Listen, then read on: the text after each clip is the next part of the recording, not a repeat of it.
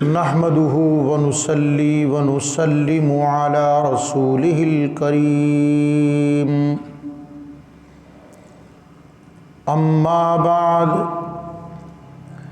أعوذ بالله من الشيطان الرجيم بسم الله الرحمن الرحيم وَإِن كُنتُمْ جُنُبًا فَاطَّهَّرُوا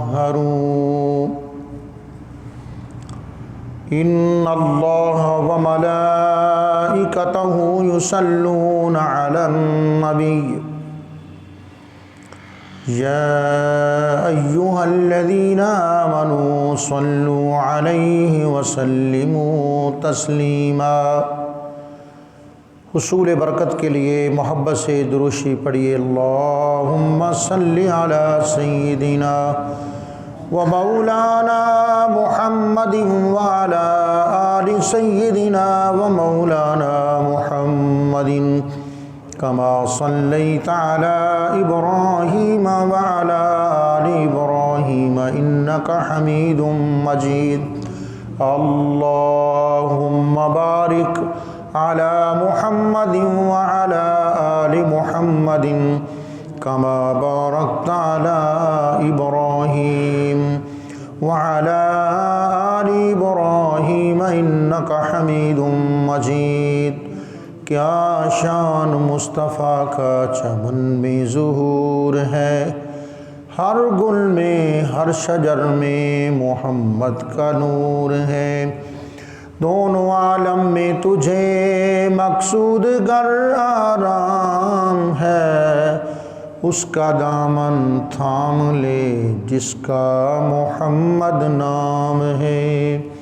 نام محمد کوئی کام بگڑنے نہیں دیتا، بگڑے ہوئے بناتا ہے پل میں نام محمد۔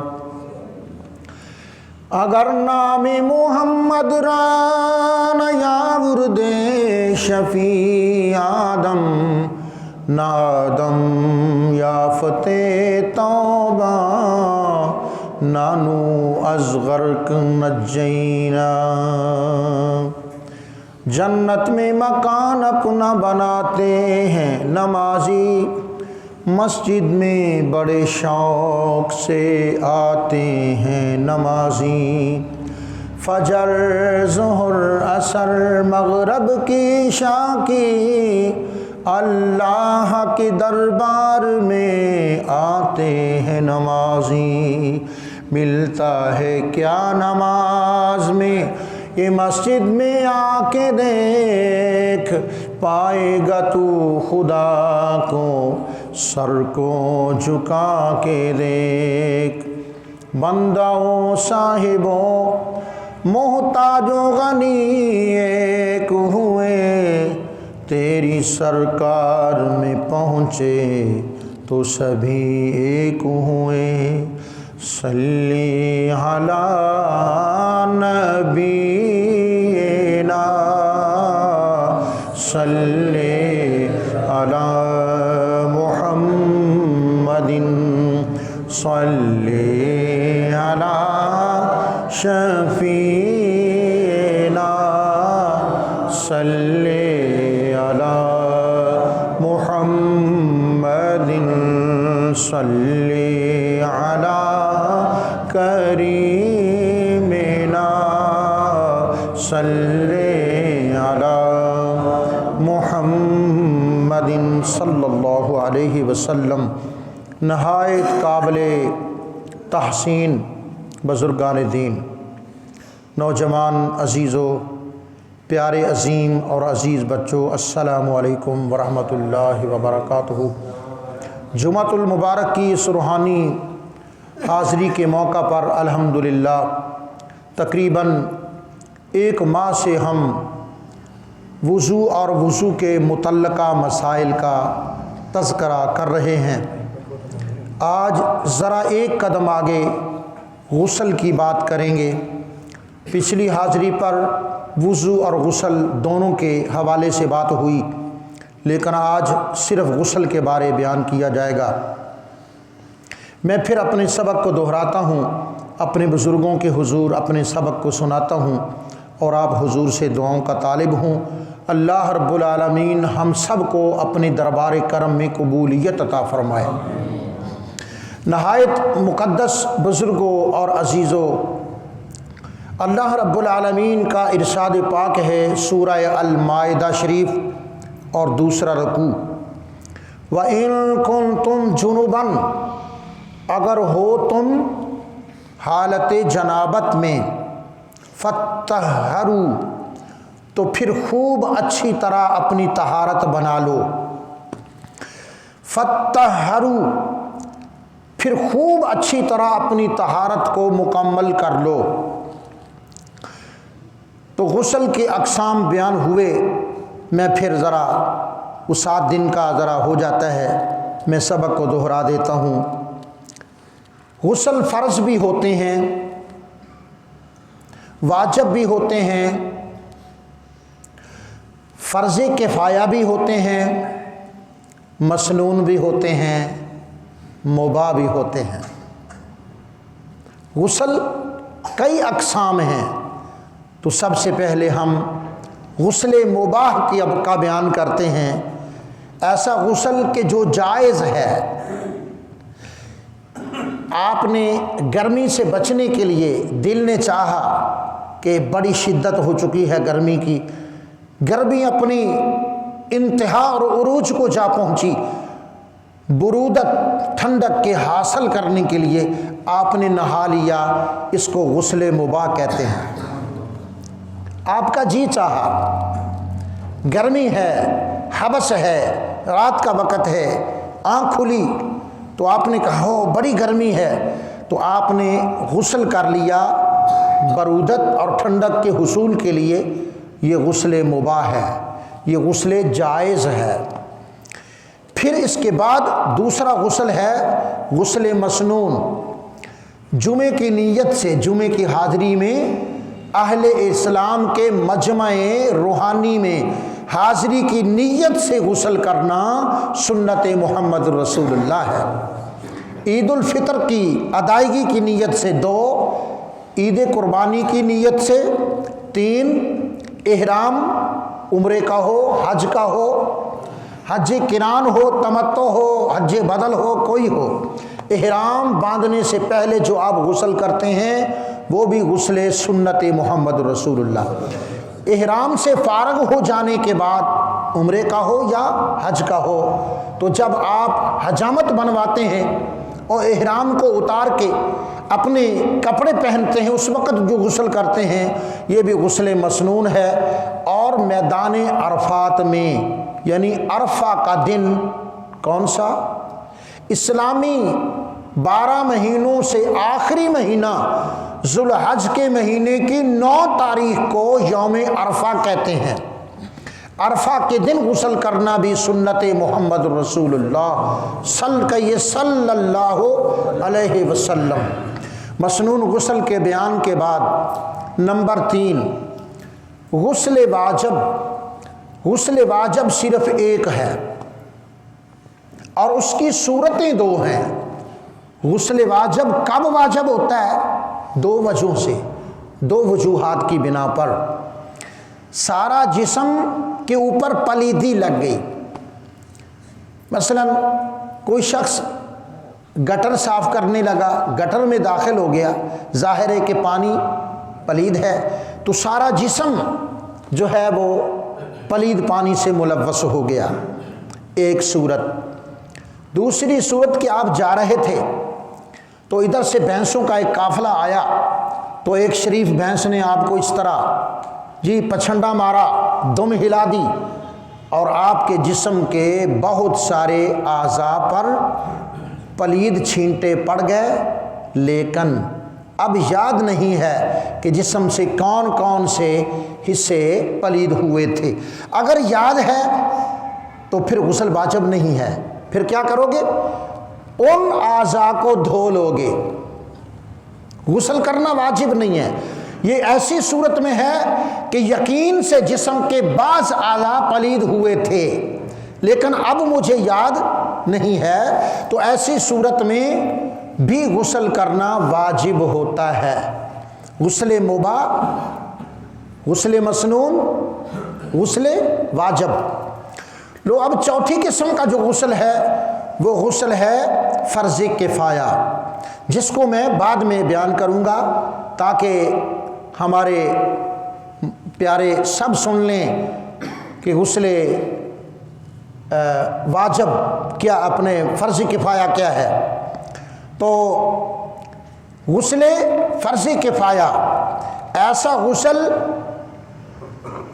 جو کافی ہو جاتا ہے، یہ ہے میت کو غسل دینا، اور کسی قسم کا شریعت میں غسل فرض کفایہ نہیں ہے۔ ایک غسل ایسا ہے جس کو غسل فرض کفایہ کہتے ہیں کہ زندوں میں سے چند لوگ اگر میت مسلمان کو غسل دے دیں تو سب کی طرف سے ادا ہو گیا، لیکن بھئی ثواب تو انہی کو ملے گا جو غسل دے رہے ہیں۔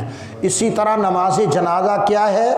یہ فرض عین نہیں ہے۔ فرض عین ظہر، عصر، مغرب، عشاء، فجر، یہ فرض عین ہر مسلمان عاقل بالغ پر فرض ہے، اپنا اپنا علیحدہ علیحدہ ہر ایک شخص پر یہ شریعت کا رکن حکم نافذ ہے۔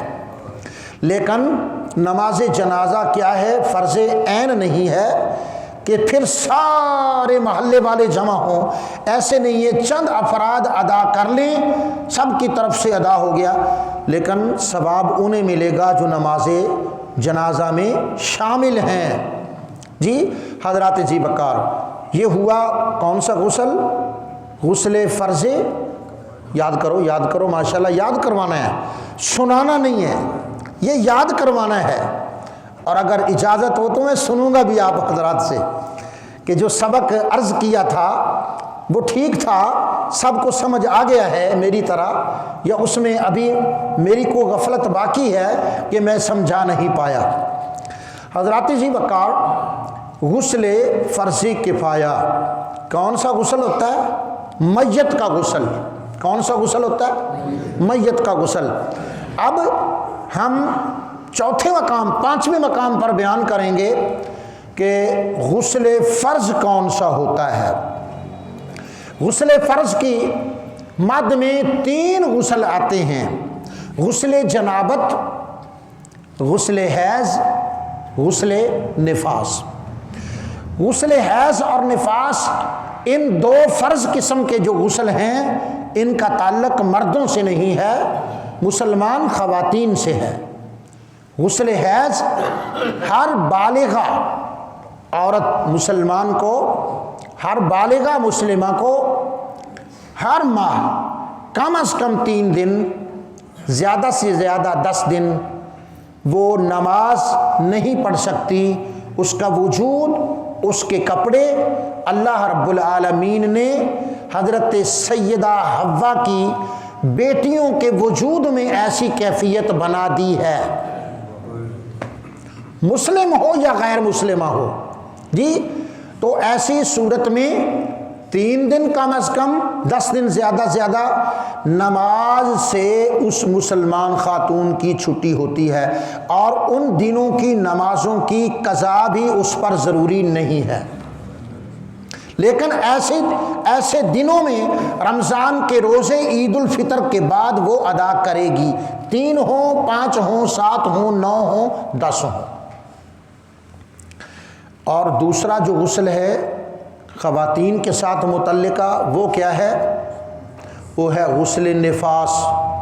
وہ ولادت کے بعد، بچے کی ولادت کے بعد، بچہ جنین پیدا ہو یعنی مردہ پیدا ہو یا زندہ پیدا ہو، ہر صورت میں حمل جب ظاہر ہوا، وہ کیسا بھی تھا، وہ پیٹ میں فوت ہوا یا پیدائش کے بعد فوت ہوا یا زندہ رہا، کسی صورت میں، تو نفاس کے ایام زیادہ سے زیادہ 40 ہوتے ہیں۔ ابتدا کہاں سے ہوتی ہے؟ جب ولادت ہو جائے، جب ولادت ہو جائے اس کی ابتدا ہو گئی، 3 دن کے بعد اگر خون منقطع ہو گیا تو وہ مسلمان خاتون اللہ اور اس کے رسول کی شریعت مطہرہ کے مطابق وہ غسل کرے گی، اور اس غسل کو غسل نفاس کہیں گے، غسل نفاس کہیں گے۔ زیادہ سے زیادہ کتنے دن ہوگا؟ 40 دن، اور یہ متواتر اگر ایسا خون ظاہر ہوتا رہے تو 40 دن کے بعد وہ غسل کرے گی اور اپنی نمازیں شروع کر دے گی۔ اب اس کو شریعت اجازت دیتی ہے کہ تو اپنا وجود پاک کر، کپڑے پاکیزہ پہن، اور اپنے حضور خدا کے حضور سر بسجود ہو جا۔ اب تجھے یہ شرف حاصل ہے، اب اللہ پاک نے تجھے پاکیزگی اور طہارت عطا فرمائی ہے۔ سبحان اللہ۔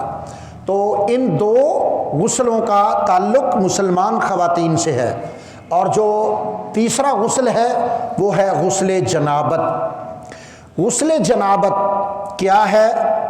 اس میں بیان کرنے میں کوئی حیا نہیں کروں گا، کیونکہ اللہ پاک سب سے زیادہ حیا فرمانے والا ہے۔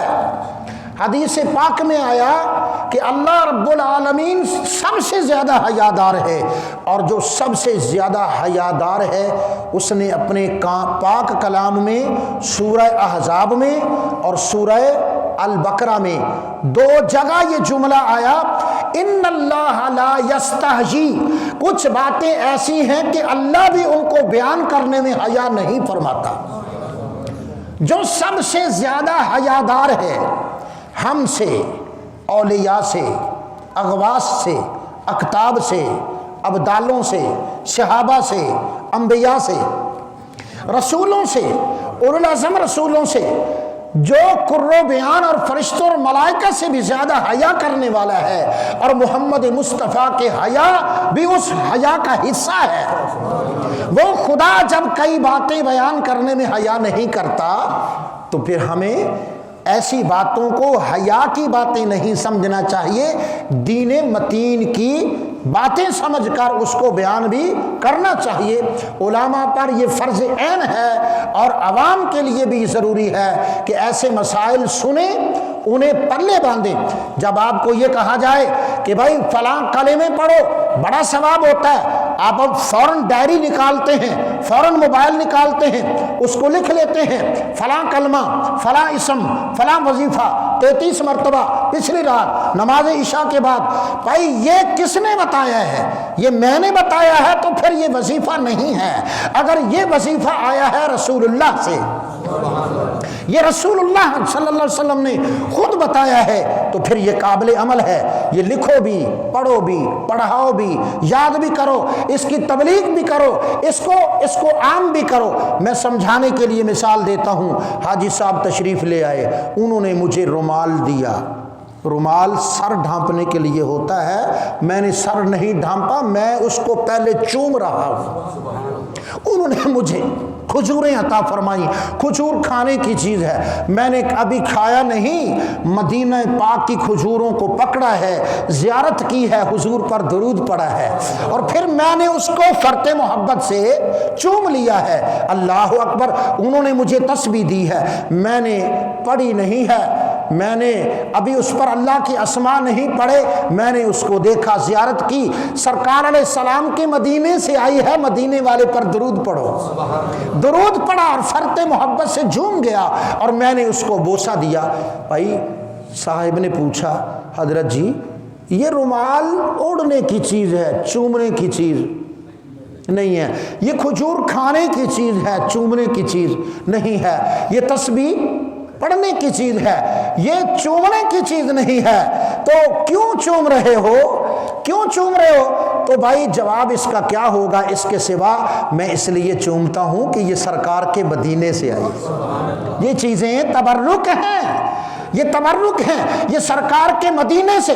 تو اب فیصلہ ہوگا میدان میں، ہم سمجھیں گے، مقام سمجھنے کا آ گیا، موقع آ گیا بات سمجھنے کا کہ جو چیز سرکار کے مدینے سے آئے وہ تو تبرک ہے، آپ اس کو سینے پر لگاتے ہیں، ماتھے پہ لگاتے ہیں، اس کو بوسہ لیتے ہیں، چومتے ہیں۔ جو چیز مدینے سے آئے اس پر اس کو چومتے ہو، تو جو چیز، جو شریعت، جو قرآن، جو حدیث، جو دین حضور کے سینے سے آیا ہے، اس کو نہ سنو نہ سناؤ، نہ پڑھو نہ پڑھاؤ، سیکھو نہ سکھاؤ۔ یہ کیا ہے؟ کھجور معزز ہے، یہ رومال معزز ہے، یہ تسبیح معزز ہے، اس کو نسبت ہو گئی مدینے شہر سے، ایک دکان سے، بن کے یہ پاکستان سے گئے تھے، بن کے یہ مصر سے گئے تھے، بن کے دنیا کے شہروں سے، لیکن سرکار کے شہر کی گلی کا ان چیزوں نے پھیرا لگایا تو یہ مدنی ہو گئیں، یہ قابل احترام ہو گئیں۔ تو یہ چیزیں جو ملکوں میں پیدا ہوتی ہیں، وہ صرف سرکار کی گلی کا پھیرا لگا کر مدنی ہو گئیں، تو وہ شریعت، وہ دین جو سرکار کی گلی کا پھیرا نہیں، سرکار کے دل کا پھیرا لگا کے آیا ہے جی، جو سرکار کے قلب انور کا پھیرا لگا کے ہمارے پاس آیا، کیا ہم اس دین کو نہیں سیکھیں گے؟ تو اس میں کوئی حیا کی بات نہیں ہے۔ درس قرآن سنا کرو، نماز فجر کے بعد الحمدللہ یہاں درس قرآن ہوتا ہے اور بڑی کامیابی سے ہوتا ہے۔ جو احباب، مجھے فرمایا گیا تھا کہ درس قرآن، میں نے بلکہ خود عرض کیا تھا کہ پھر درس قرآن بھی ہونا چاہیے۔ فرمایا ہاں ہونا تو چاہیے، لیکن لوگ نہیں بیٹھتے۔ چلو اگر آپ کا شوق ہے، کیا فرمایا؟ اگر آپ کا شوق ہے تو پھر ٹھیک ہے، نماز فجر کے بعد ٹھیک ہے، تو 8 منٹ سے لے کر 10 منٹ تک۔ میں نے کہا یہ تو آیت پڑھیں گے اور ترجمہ کریں گے تو ٹائم پورا ہو جائے گا۔ ایسا کیوں؟ فرمایا لوگ بیٹھتے نہیں۔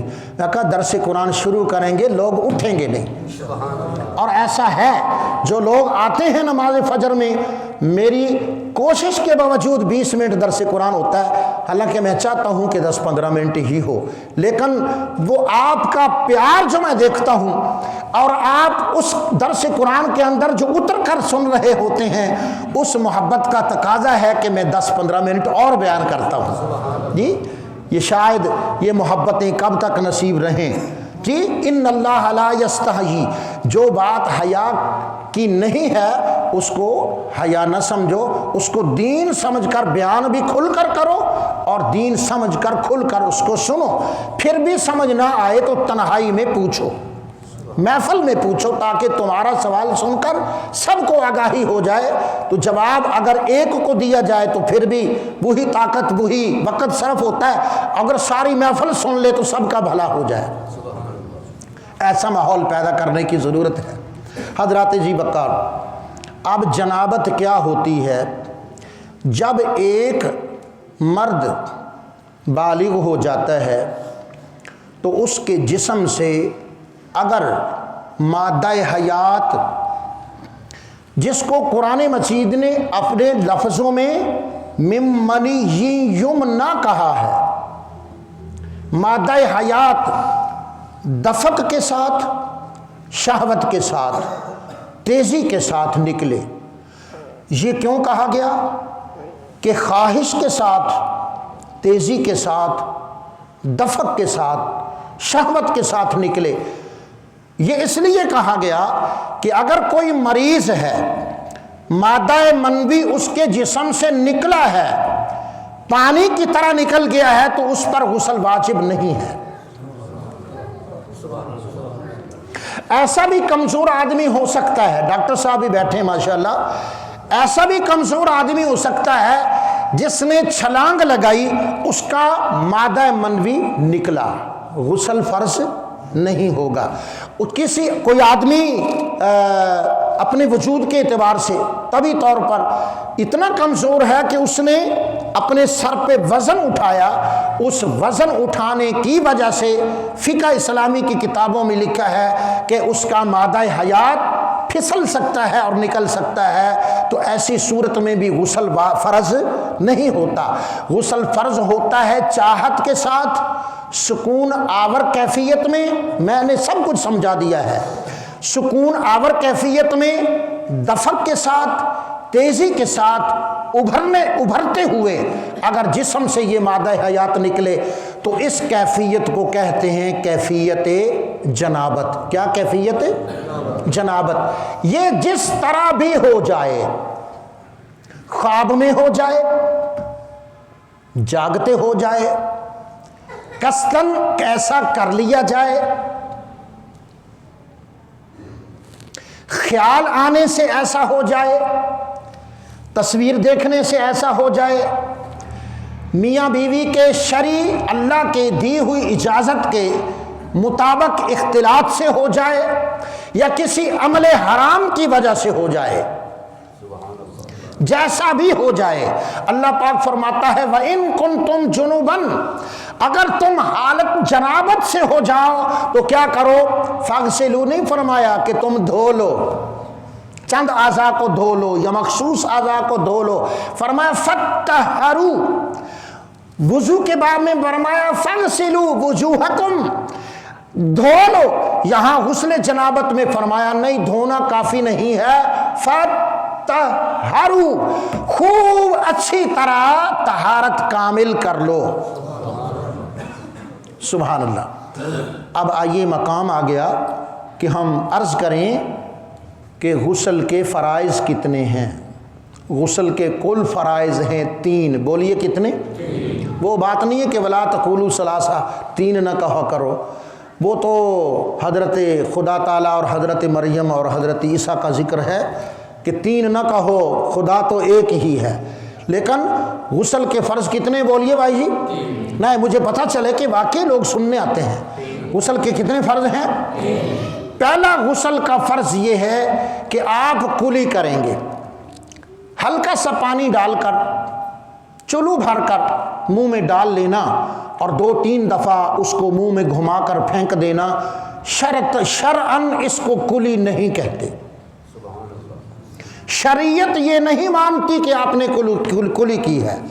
کثیر پانی، وافر مقدار میں پانی منہ میں ڈالنا، حتیٰ کہ یہ کیفیت ہے نچلا جبڑا، اوپر والا جبڑا، درمیان میں زبان ہے، اور ادھر اوپر نیچے 32 پہرے دار ہیں کہ یہ زبان چپ ہی رہے، یہ زیادہ نہ بولا کرے۔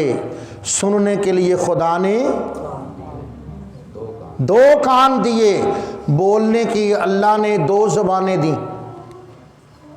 1 زبان دی۔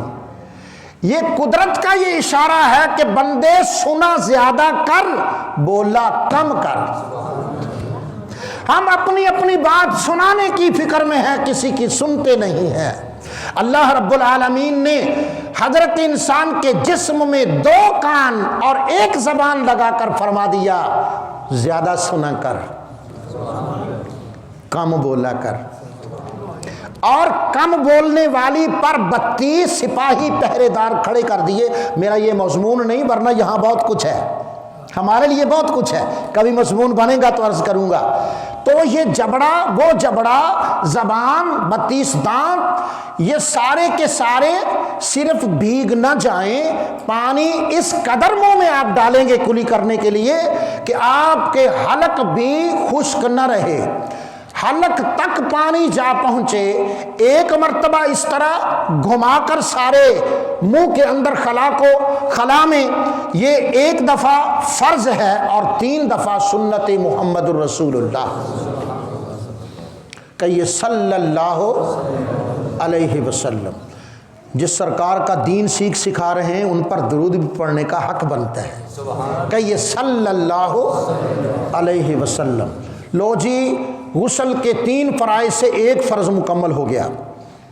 دوسرا غسل کا فرض ہے ناک میں پانی ڈالنا۔ ناک اللہ پاک نے اس کے 2 حصے بنائے، 2 نتنے، 2 راستے بنائے، دونوں نتنوں میں، دونوں سوراخوں میں برابر پانی چڑھانا۔ یہ ناک کا حصہ ہے نرم ہڈی اور یہ ہے سخت ہڈی، اس قدر اس کثرت سے پانی اوپر چڑھاؤ کہ تمہارے ناک کا بانسا، سخت ہڈی جہاں سے قاری حضرات نون غنہ پڑھتے ہیں، نون غنہ جہاں سے پڑھا جاتا ہے، یہ سخت بانسا ہڈی سخت ناک کی، یہاں تک پانی جا پہنچے، ایک دفعہ فرض اور 3 دفعہ سنت محمد الرسول اللہ صلی اللہ علیہ وآلہ وسلم۔ غسل کے 3 فرضوں سے 2 فرض مکمل ہوئے۔ تیسرا فرض کیا ہے؟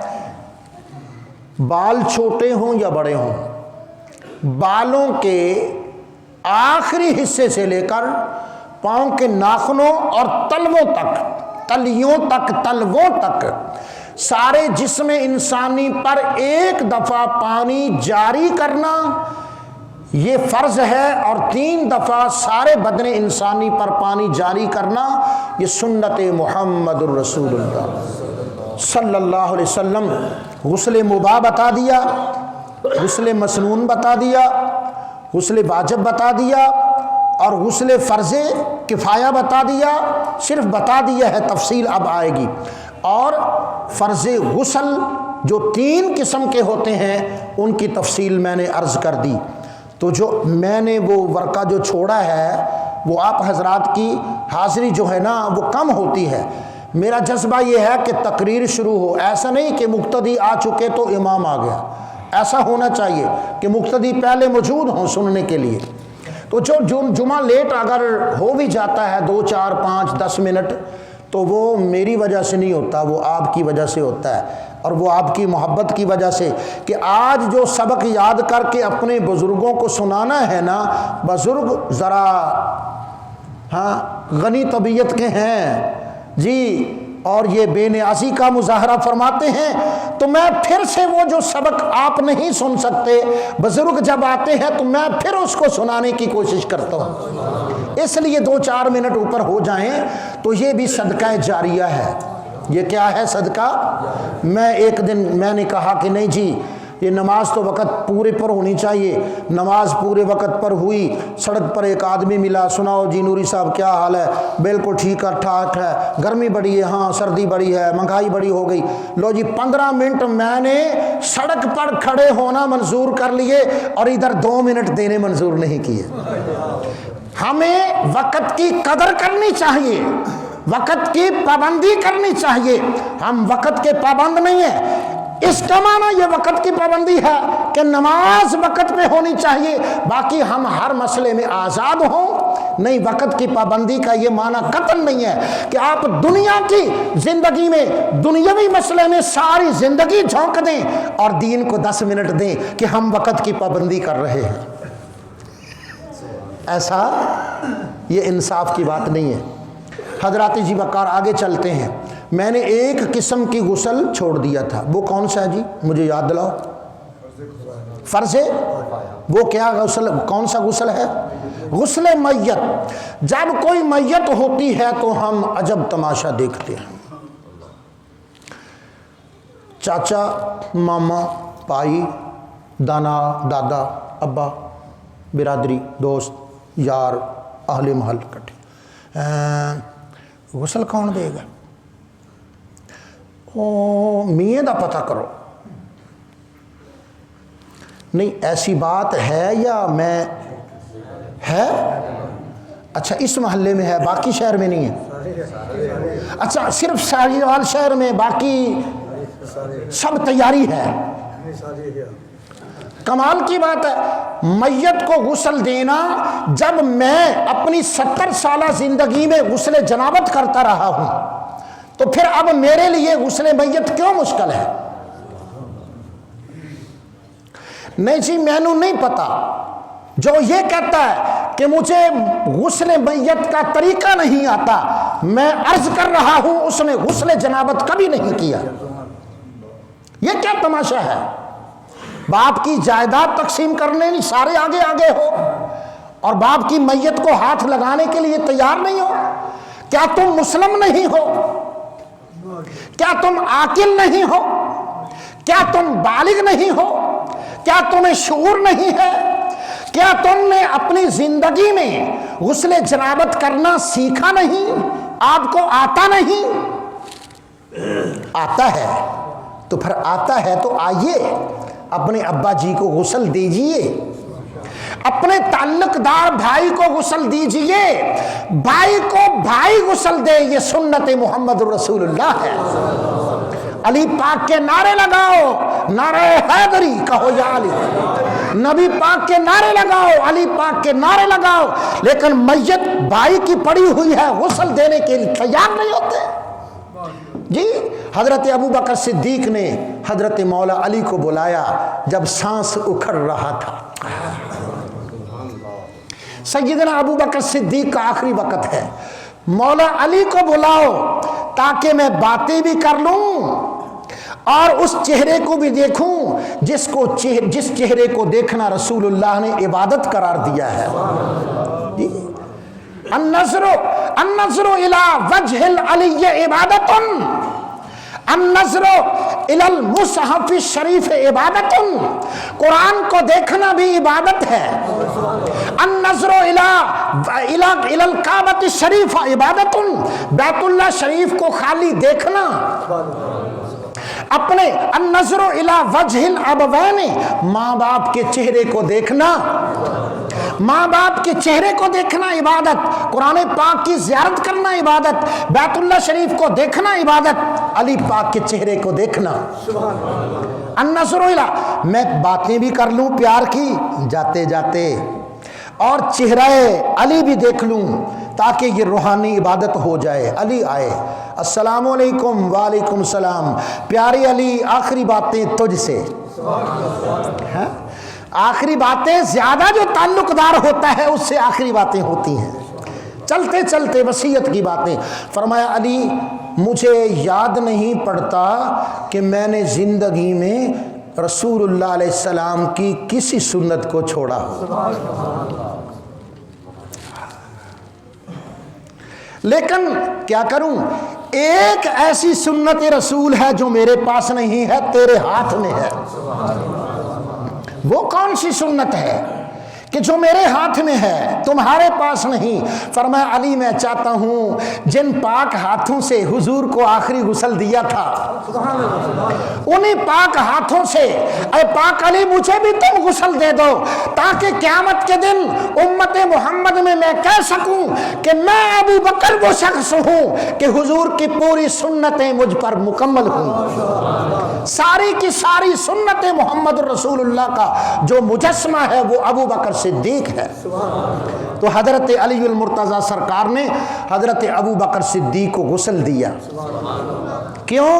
حضرت علی بھائی نے حضرت محمد رسول اللہ کو غسل دیا۔ بھائی یہ تو بھائی بھائی کو غسل دیا ہے، باپ بیٹے کا تو غسل نہیں ثابت۔ تو آپ کو نہیں پتا کہ ایک طرف وہ بھائی ہیں، ایک طرف بیٹے اور داماد بھی تو ہیں۔ سرکار نے فرمایا 3 باپ ہوتے ہیں، لوگ ہنسنے لگتے ہیں کہ باپ تو ایک ہوتا ہے۔ سرکار فرماتے ہیں 3 باپ ہوتے ہیں، ایک وہ باپ جس نے جنم دیا، جس کی تو نسل ہے، نسب ہے، ایک وہ باپ جس نے اپنی بیٹی کا نکاح دے کر تیری نسل کو بڑھانے کا اہتمام کیا، تیرے گھر کو آباد کیا، اور تیسرا وہ باپ ہے جس نے تجھے علم کے زیور سے آراستہ کیا۔ تو باپ بیٹا باپ کو غسل دے رہا ہے۔ تو بھائی یہ چھوڑیں انشاءاللہ غسل جو واجب میت کا غسل ہے، میں اس میں بڑی تفصیل سے عرض کروں گا انشاءاللہ آئندہ جمعہ۔ وصلی اللہ تعالی علی رسولنا و مولانا محمد و آلہ و اصحابہ اجمعین۔